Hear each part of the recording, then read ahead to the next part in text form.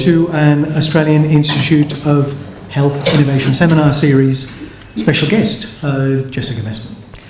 I'm Jeffrey Braithwaite, I'm the Director of the Institute, and welcome to our session. So, you know what innovation is, don't you? I hope I'm seeing nodding heads, especially from those people who are from the Australian Institute of Health Innovation. If I'm not stealing too much thunder from Jessica, innovation is about doing different things with new things. But what about the things we do that are just everyday, that are just normal? What about those? That is probably most of the world, and that's where Jessica Mesman's work is situated. So just some background, I've followed Jessica's work for some time. She connected up a few years ago with Rick Edemer, who we used to work with here. Well, not here, when we were at UNSW, in an earlier iteration of one of the centres. And she and he got together and quite liked, I think it was on a lake in Italy, Jessica. I'm sure it was hard work. And got together and wanted to look at everyday practices by videoing people and then exploring those practices. And Jessica names this exnovation in contrast to innovation.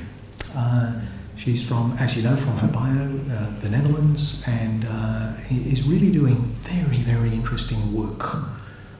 Principally as an ethnographer, but using video as the tool to illuminate practices. And you're going to find this very insightful. She and I spoke on a stage at a big conference once, and I think we both found each other's work very interesting. But this is very exciting work, so could you please welcome Jessica Mesman.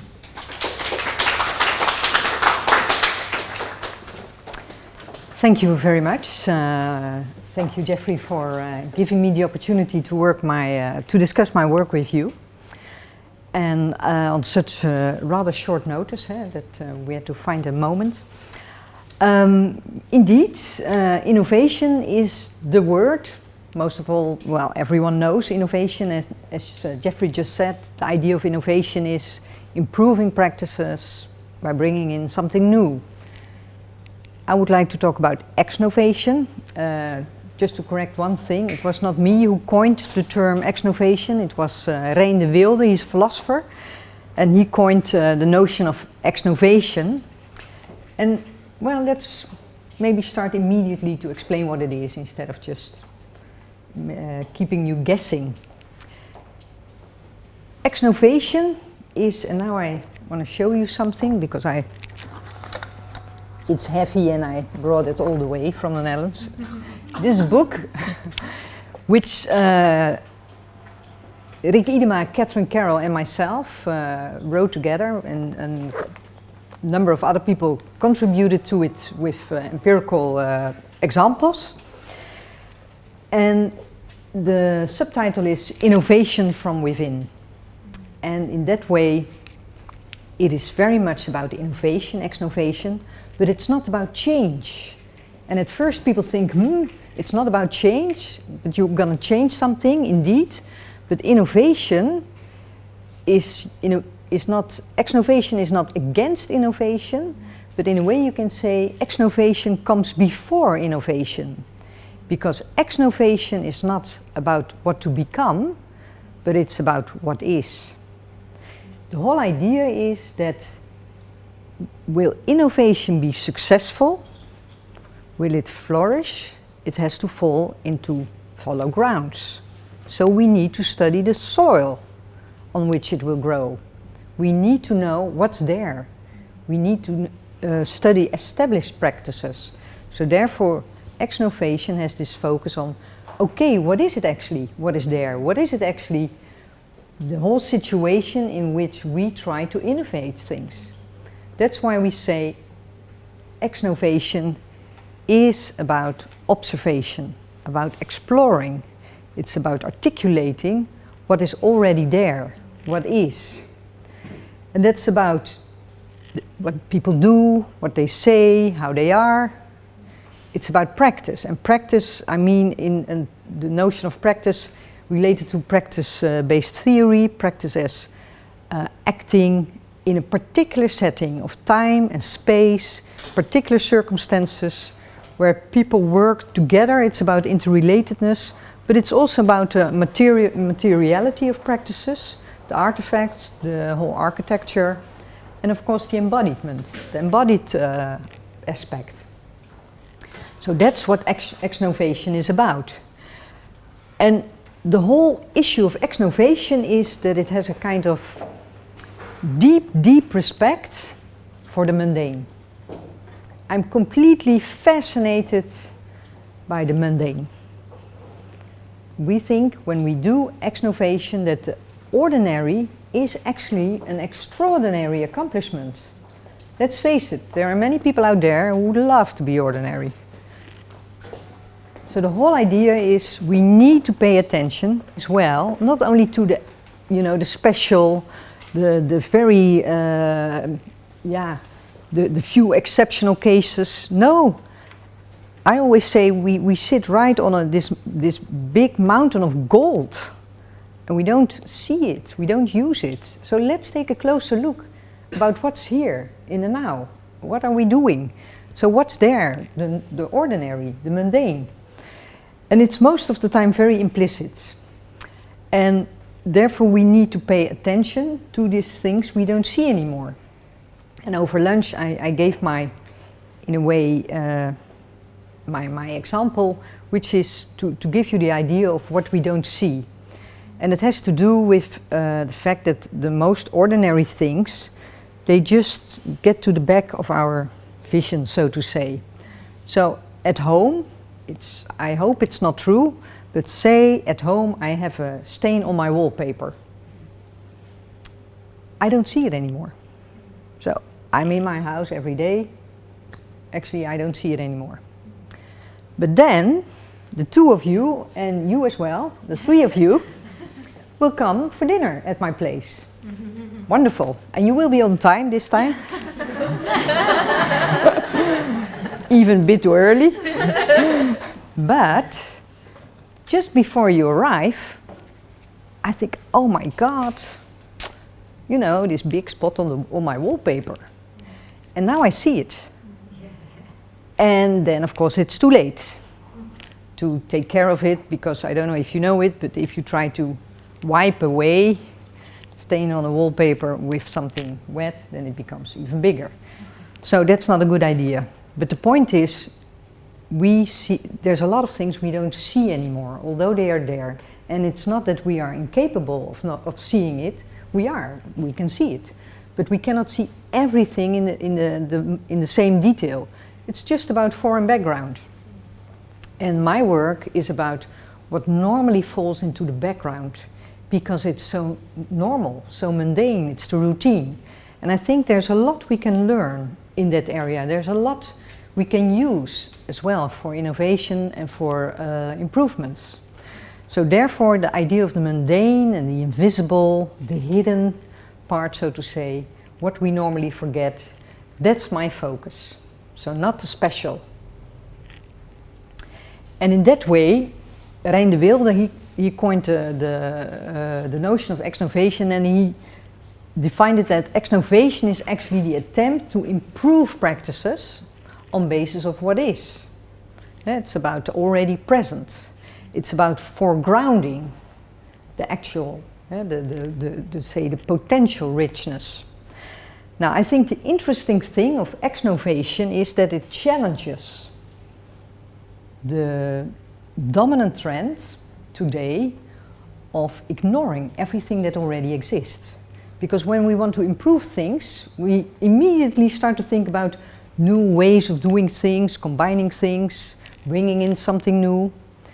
So there's a kind of a trend that seems to say when things are already there, as if they have less value, as if they are less interesting. And I think that's not true. So also when it's there, it's still very valuable. It can be very interesting, but we should take a closer look at it. So in that way, exnovation is a kind of, challenging the dominant trend of ignoring the existing. Now, if we say we take a closer look at the ordinary, the mundane, then it's very difficult sometimes to see it. So what we need is this outsider perspective. That's me looking through your eyes when you come to my house. That's the outsider's perspective. I look at my house as if I am an outsider, and then therefore I see other things. But at the same time, we need an insider perspective to understand what it is about. Especially when you think about complex healthcare situations like intensive cares, you really need insiders' perspectives as well. Otherwise, it can be very difficult sometimes to understand what's going on. This is what I call, we need a situated distance. It's both. Normally in anthropology they say you go in as an outsider, you stay long enough, and you become an insider. And there you see kind of a sequence going from an outsider's perspective to an insider's perspective. What we need to see the mundane is both at the same time. So there's not a temporal sequence, we need both. So we need this situation distance to othering others, the people we know, we work with every day, also othering ourselves. For many years, I think 25 years now, I do ethnographic research on a neonatal intensive care unit. I'm a part of the furniture, so to say. And this is what I show them. And you know what they said? Our hands are so big. Well, they see their hands every day. And for them it was the first, as if they saw it for the first time. So by showing it to them, don't worry, there's nothing very dramatic going on here. I made sure to, but as you can see, indeed, this is foot, is not, that makes clear how big their hands are. So they were stunned by the size of their own hands. You know, the other thing they noticed, watching the video, they said, our nails are so clean. All our nails are clean. Now you might say, clean nails, okay. But on an intensive care unit, clean nails can be life-saving, actually. What you see here is a form of situated distance, and it is done by using video. So video is in a way the trick to get things strange, and at the same time you know what it is about. So now I'm filmed as well here at the moment. I don't know how today will go, but probably I will not see the footage. But I think if I would see this footage, I would say, I will look at it and I would say, my voice, that sounds strange. And I would think, look at the way I use my arms. And you will say, no, that's your normal voice. That's how it sounds. And you might say, yeah, that's what you do all the time with your arms. So I will be probably the only one in this room who is thinking, this is a weird situation. While for you, it's very normal. And that's what I mean with the strength of video. What you consider normally as, you know, something you know very well, the distance of the video, of looking at the video, makes it strange. So when I hear myself on tape, when I see myself on video, I think this is weird, but I'm the only one in the room. So in that way, video is actually a very good method to open up the mundane. Now let's take a closer look.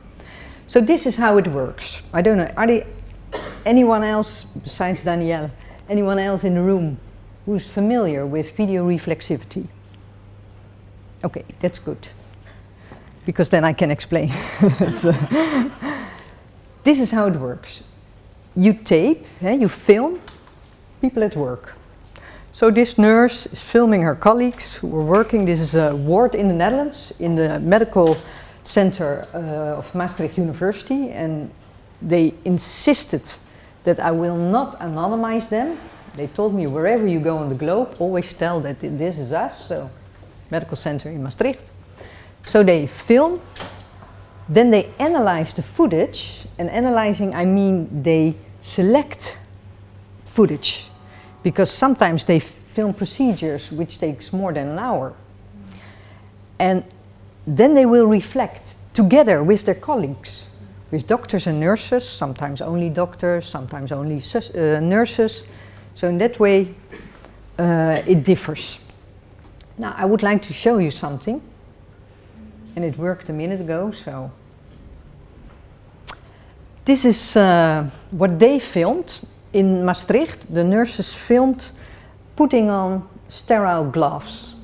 So that's a very mundane situation on intensive care. That's what they do multiple times a day. And they filmed many different colleagues. And you can see that's in an intensive care for newborns because they have these sterile sleeves when they go into the incubator.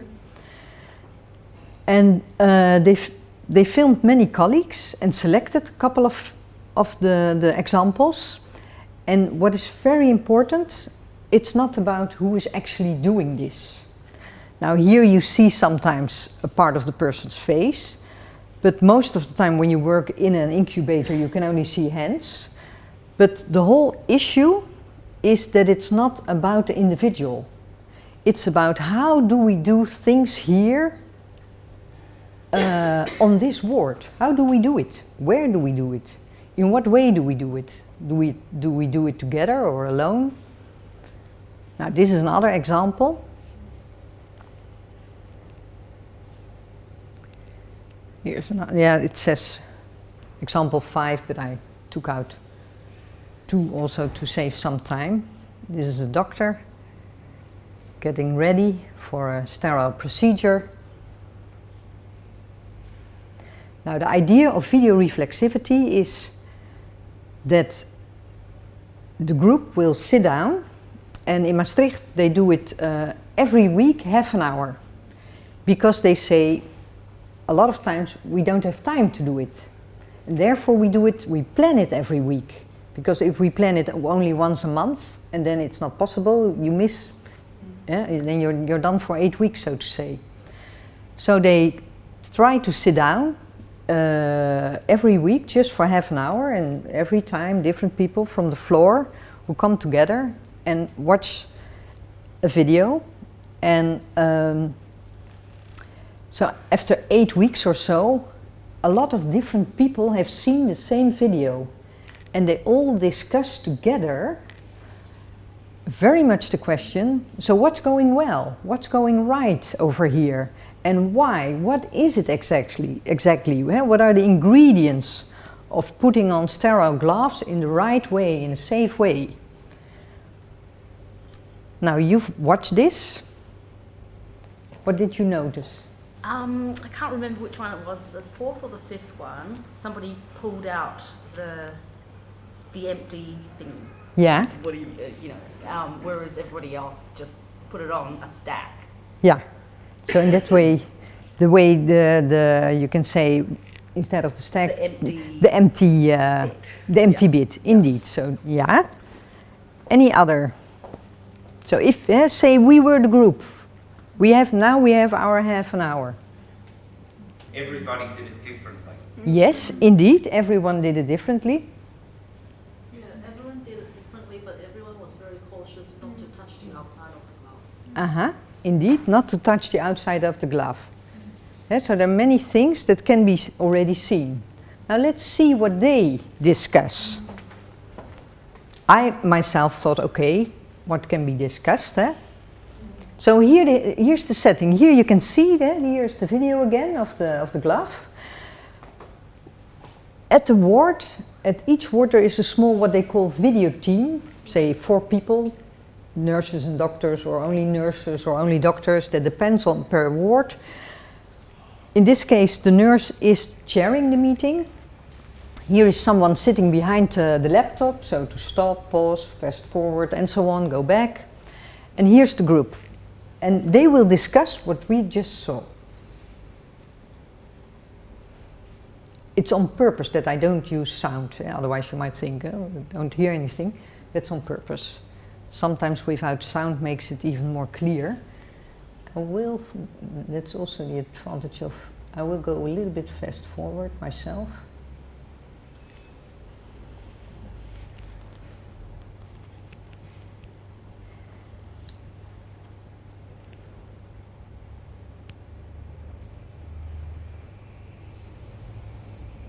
So you see nurses, doctor, there are people from the pharmacy in the back.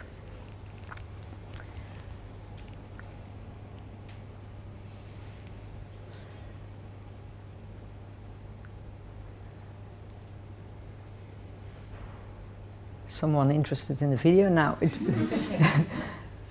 it, now it will come. Here you will see what they discuss. So what do they discuss? How they put the gloves on and how they open the pack. Indeed, it's not about the gloves. They don't talk about gloves at all. It's only about opening the package. I didn't see this one coming actually when I was there. I thought now it will be about touching the gloves, yes or no. And indeed, you're right, different ways to do it and different ideas. So he has a very specific idea. This is how you do it. He's very convinced. Look, and that's what you see, they use the footage. But she is not impressed.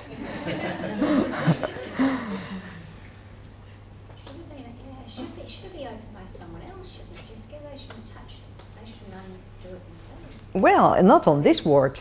No, on this ward, they say we do it ourselves, but, so this is another group. And they also they all saw something about opening the package. Well, one of the things that came out of this meeting was what they figured out was that you have different sizes. And it turned out that size 7 was of a different brand than 6 and 8. Very weird, I must say. And that brand had a more complicated way of opening the package. And normally people don't see because you don't have another size of hand tomorrow or yesterday, so you always take the same kind of size. And therefore no one was aware that one brand was more easy to open than the other. So they decided to change that. And the other thing that they became aware of, they had a talk with the people from pharmacy, and the people from pharmacy had a completely different understanding of sterility. It's through air, according to them. And all the nurses and doctors were thinking about it in terms of contact. So they had a complete, first they didn't see what was going on, and suddenly they realized. And it also had a huge effect on the way they organized their work. So what you see here is a discussion of what's going well. Why are we doing things like this? And video reflexivity is very strong. And it works because it gives another perspectives on very ordinary things. It triggers discussion among themselves. And normally people don't have time to sit down and discuss things. And when they have their coffee break, they would love to talk about other things. But I think video reflexivity, and that's one of the things I really like, it gives people an excuse to sit and talk and feel that it's legitimate to do so. Rieke Idema once said, sitting with your feet on the table is also hard work in that way. So in that way it is a renewed awareness because of this other kind of perspective in which you see things. And this is actually the exnovation thing. There's an enormous amount of group wisdom, and you can tap into that by organizing these kind of discussions. So don't get me wrong, the video is just a mean. It's not the end. It's a mean to get people together, to make them talk together. Because it displays safety in action. So this is not about simulation. This is not about interviewing people. No, they watch themselves as they are at work in normal circumstances. So in that way, there's a kind of a politics in the video reflexivity, because it's a kind of emancipating form. It's about self-monitoring, it's about self-management, it's about self-control, it's about this enhancement of the in situ intelligence, so to say. And what is the strongest part, of course, it's that it's collaborative. It's a collaborative reflection and decision making. So in today's healthcare, we don't talk about individuals anymore. Today's healthcare is about teams. So we really need to start to rethink a lot of our major concepts, like, for For instance, practical wisdom or practical knowledge. It has to be about distributed intelligence. It has to be about teams. And also safety is about, is a team effort, a collective effort. Is this on actually? Yeah, okay. This is important because the hospital in Maastricht, the board of the hospital was very happy and they said, we need to get this done at every ward. I said, no, it can be very important, but that's not, we will not implement top-down a bottom-up approach. Because this is a bottom-up approach. So I told the board, I said, if you want to have it in your hospital, let the people from the neonatology ward act as ambassadors. And then people, they can decide for themselves as a ward if they would like to have this method or not. So in that way, there have to be motivation. You cannot enforce a collective team to use video ethnography, video reflexivity, because it's their tool. It's not about just watching a video. No, this is about observation, and that's something completely different.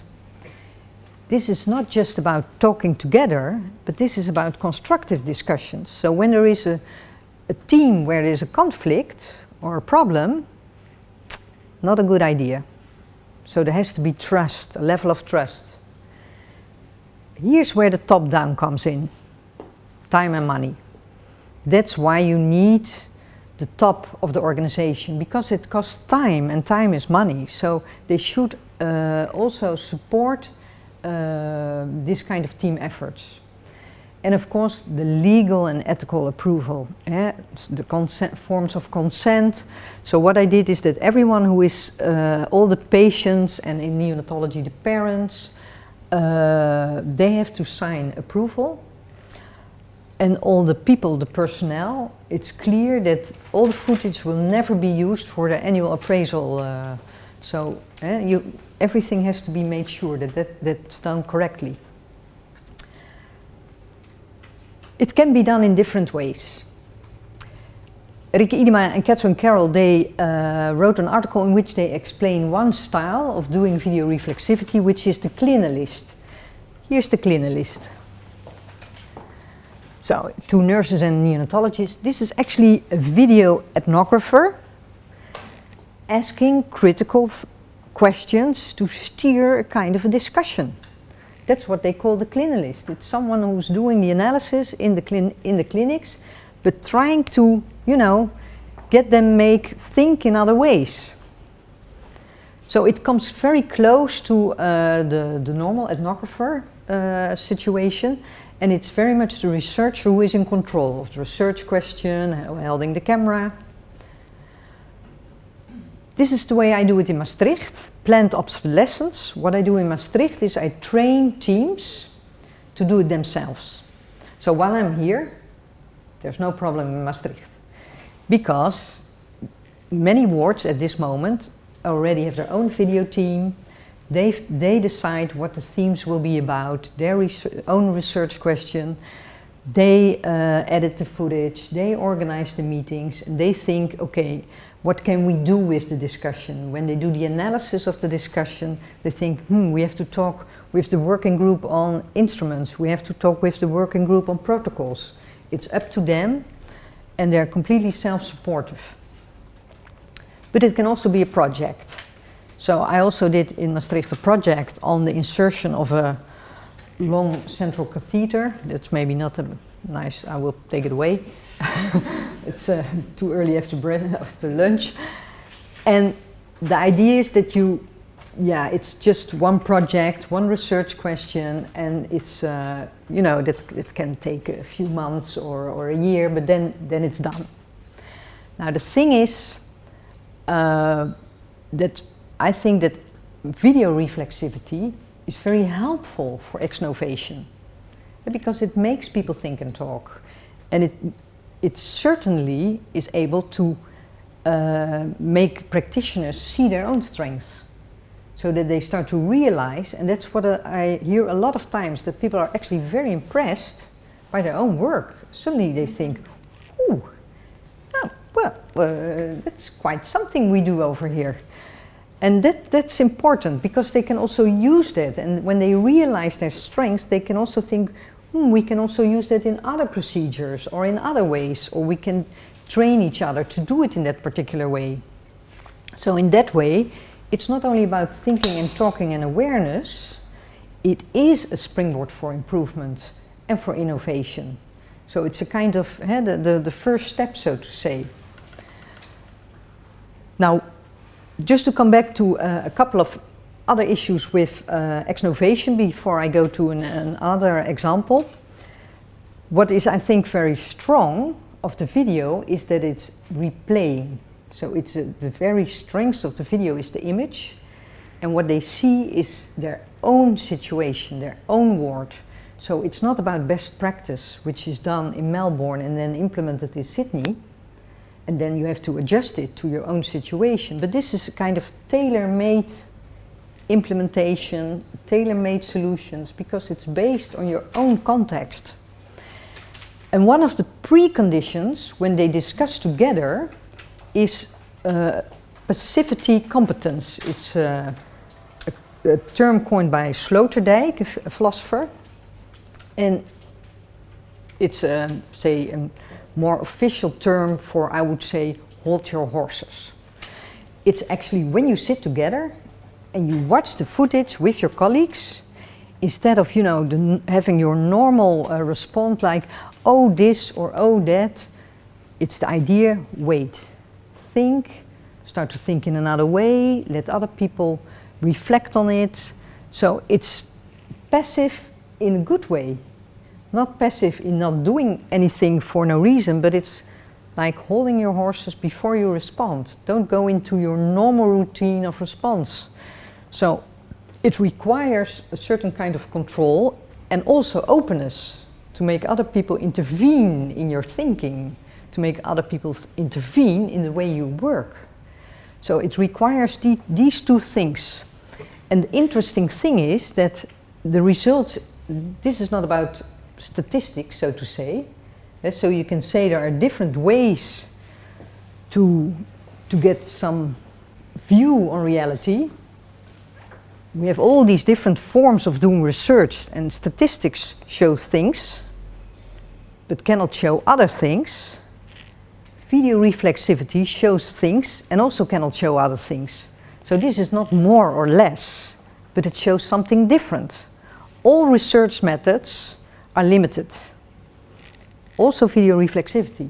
But the point is, it shows something different, and it shows the result is experiential data.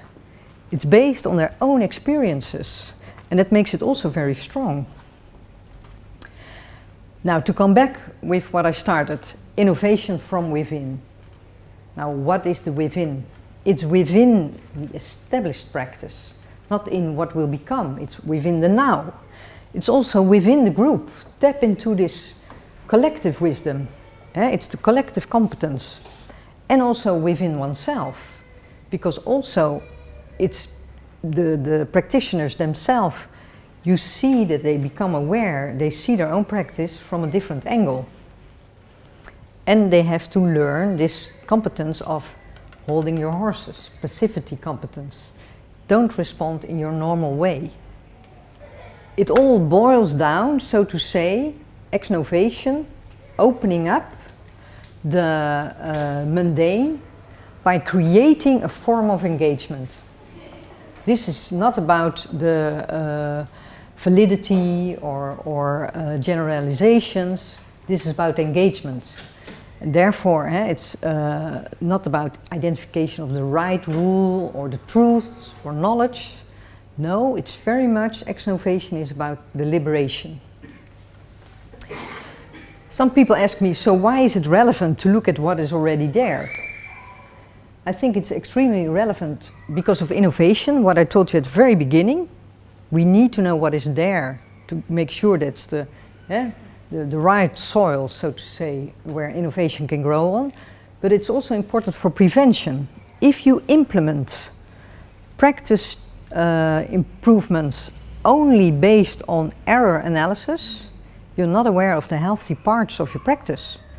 And you might accidentally, or unaccidentally, well anyway, without any intention, destroy healthy parts of your practice. So you need to know what your practice is like. And this is of course also very important. People can learn, keep learning, lifelong learning, sharing things. What is it not? It's not to know more, but to know different. This is not about the analysis or the destruction, but this is about being together and being open. It's not so much to create more formal knowledge, but it's about this. To do, say new things about the very familiar. It's this different perspective. I do research about patient safety, like many, maybe all of you. But the interesting thing of exnovation is you can use it for everything. They also used it in the hospital for comfort. In what way are patients comfort? If we do certain things, what's the effect on comfort? Managers are very much interested because of effectiveness, the lean, Sigma lean organization. My university is interested in video reflexivity because of teaching. So the whole idea of exnovation can be done for many things, but also for safety. And that's very important. Now, to wrap it up, a short example. Last year I was at the Mayo Clinic. I did a research on inter-team communication and collaboration between the breast cancer surgery team and the pathology lab, where they analyze the tissue to see whether they need to take a little bit more tissue out to make sure the patient don't need to come back for a second operation. This is the research team, and I did ethnographic research together with Catherine Carroll.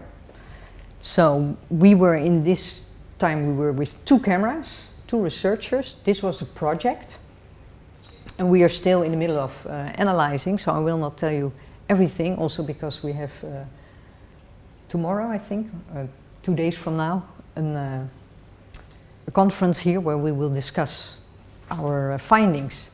But to give you a little bit of information, this is the normal situation. So here's the operation. The specimen is resected. They make sure that they know what's up and down and back and forth, back and the front side. The orientation, put all labels, who's the patient, and zoof, it goes to pathology. That's how it goes.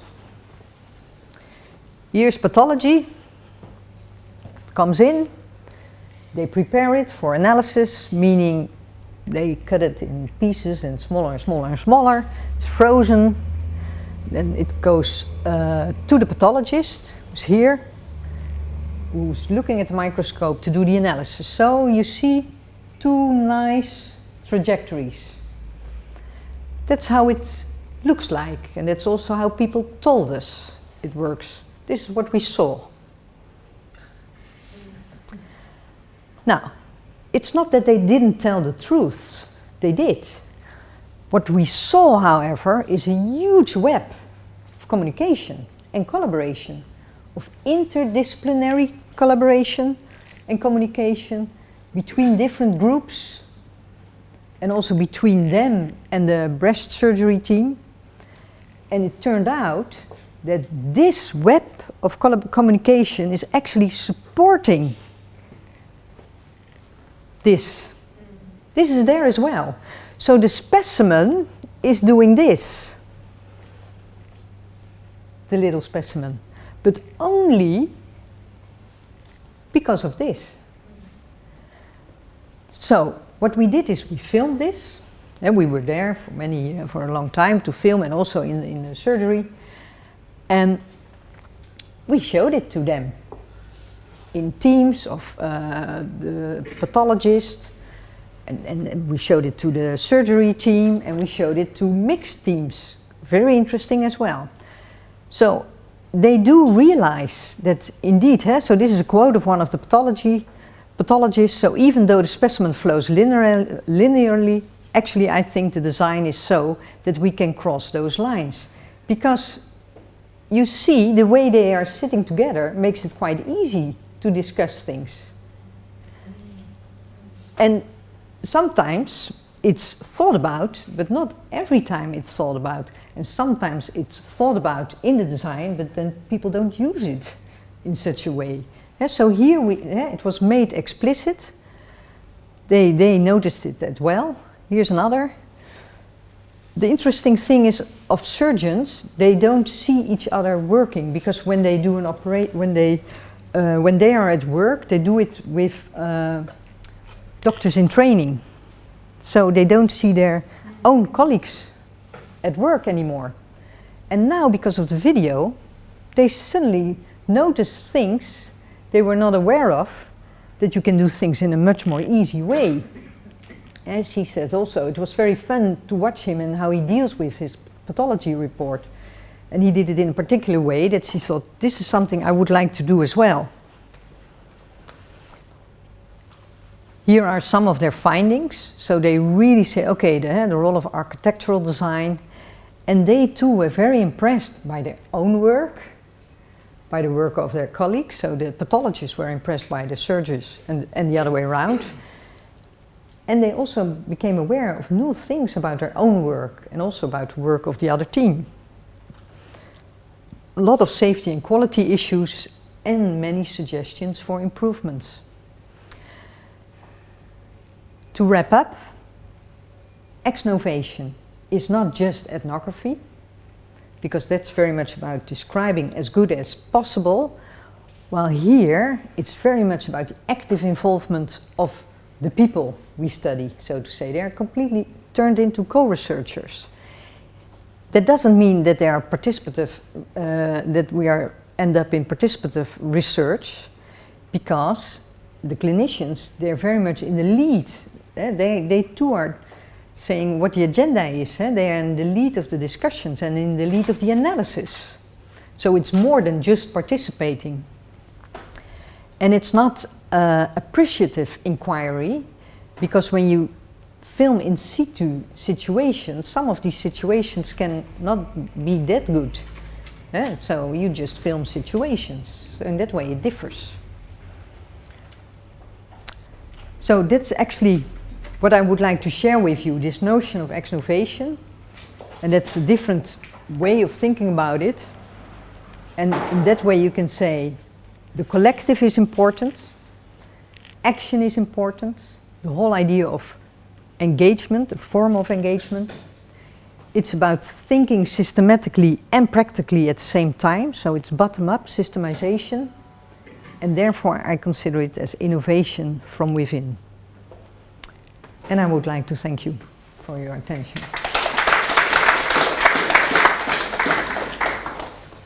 Thank you, Jessica. That was fantastic. Thank you very much. We're going to take some questions shortly. I'll just make an observation or two. One is that, can I correct one of your examples? You suggested in a theoretical example that innovation might happen in Melbourne and be taken up in Sydney. If that did happen, it would be the other way around, Jessica. That's good. I think it's like Rotterdam and Amsterdam. Exactly. It's like Rotterdam. Yes. Just think Rotterdam, Amsterdam, Melbourne, Sydney, and you can get that. So if you do that at the conference, where's the conference? Yeah, here. Now I know. Yeah. Okay, you now know how to do that. It does make me think, though, on that third last slide where you said what it's not and what it is. For me, it's not assumptive, because most change, people make assumptions about how work takes place and then do stuff. So it's not assumptive, but it's, and maybe this is for your slide, it's not assumptive, it's a window into culture for me, in my language. Okay? Yeah, that's a nice So it's windows into the culture as it unfolds, and that was very useful. It made me think this. There's all this stuff about change and transformation. So there's Schumpeter's creative destruction. And there's people wandering around all the time in healthcare saying, I'm a transformative agent. And there's whole consulting companies who are managing change and, you know, spending $1 million helping you do it. And everybody's always restructuring. And it made me think only one thing: they haven't got a clue what they're doing. Because no one has a look at what happens now. They just assume it's not good or wrong. And so this is a very powerful technique for that. This is like a revivalist meeting. I'm getting people going, oh, yeah, baby. Very impressive, yes. We're open for questions.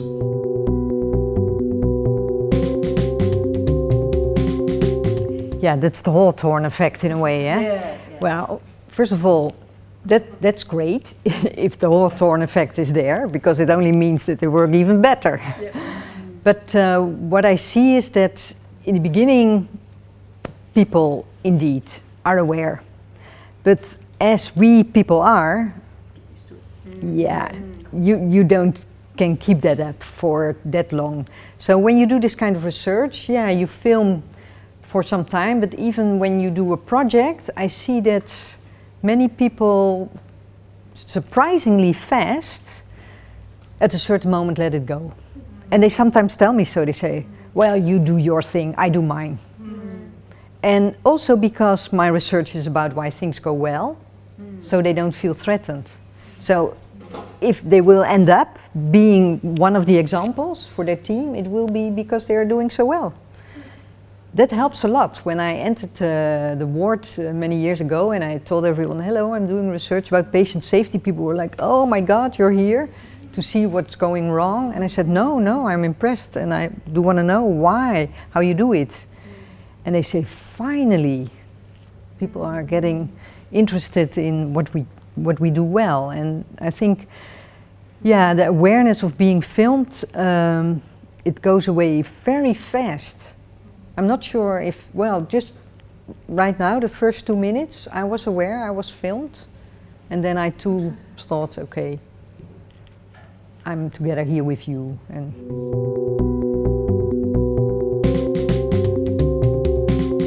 that there's no issue in a direct way. For instance, in Mayo, the board of that particular part was very impressed because this team was doing so well. Hardly, I think only few patients had to come back for a second operation. So the board started to wonder, how do they do that? Because we can train the other teams. So in that way there was an issue, but a very good issue. Yeah. And when I think about the hospital in Maastricht, I see it's very much because people want to improve. There's a kind of, they want to work as best as possible. And when there is an issue, what I see is that they always start to do incident analysis and not so much.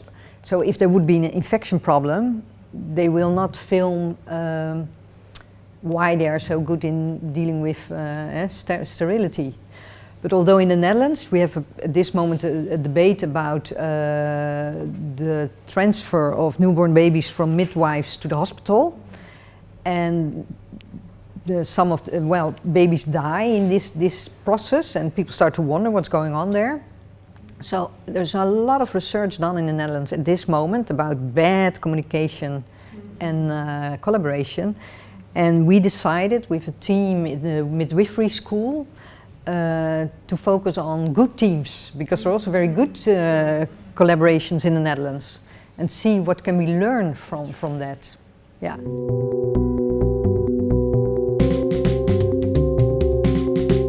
Yeah, well, for instance, I also work together with people from elementary school. And they use it in elementary school. For instance, they are in the same situation that when they are together with their class, they don't see how their colleagues are doing it with their group of children. When you have a difficult group, or how are you able to get all the children back into the school after the break? And that's where they use it as well. Yeah, so also in teaching situations, so not only my own university, but also especially elementary school, very interested.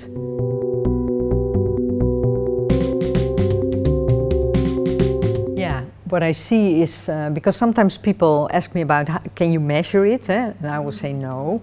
And I always say that has to do with the limitation of the measuring technology, so to say. But the thing is that what I notice is that when it comes to changes, it's more about 1,000 little things than this one big sweep. But it's in those 1,000 little things.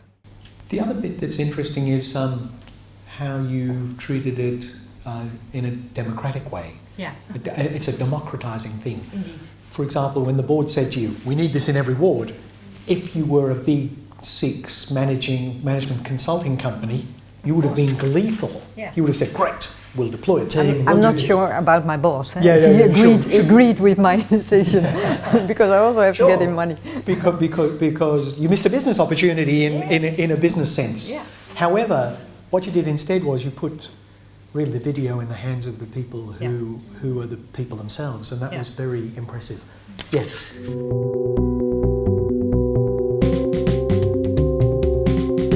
No, you're absolutely right. I think, therefore, that's also why I said, well, this is not only about this particular theme like safety, and it's not only for hospital, indeed, it's also in schools, but it's also especially, like the breast surgeon said, now I see my colleague operating and doing things that I think, oh, what a splendid idea, I'm going to do that as well. But I was once asked in Maastricht by the oncology ward to tape the moment that they have to tell the patient the bad news.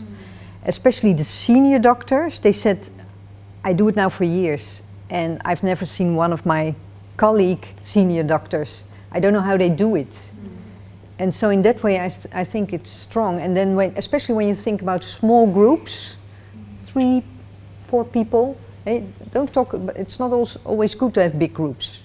And the American surgeon Atal Gawande, it was struck him once that tennis players have coaches, but surgeons don't.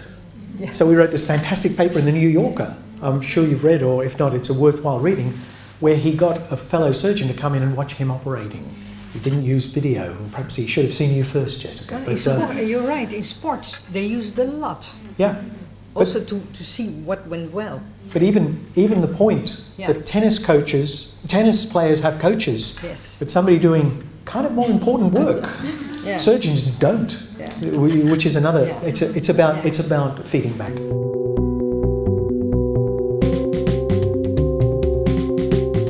Well, it's. Just a quick. No, yeah. Well, I started in the 90s, 1990 actually, to do ethnography, and it was only later that I started to video, and then I had these big video cassettes. I'm that old. But at that time I was the only one who watched it. And then later I was sometime already watching it while I was still on the ward, and then people started to join me. And then I thought, interesting. And then I met much later on, I met Rick Idema, and he and Catherine Carroll, they introduced me into the video reflexivity. So when I'm not in Australia, I always tell everyone, this is a technique which was developed in Australia. But now I'm here. But in that way, for me at least, it comes from here, from Sydney. Everything interesting comes from Australia. We've got kangaroos, we've got the hills hoist. How could I forget kangaroos? Absolutely. Well, this has been fantastic. Could you please join me in thanking Jessica Mesman?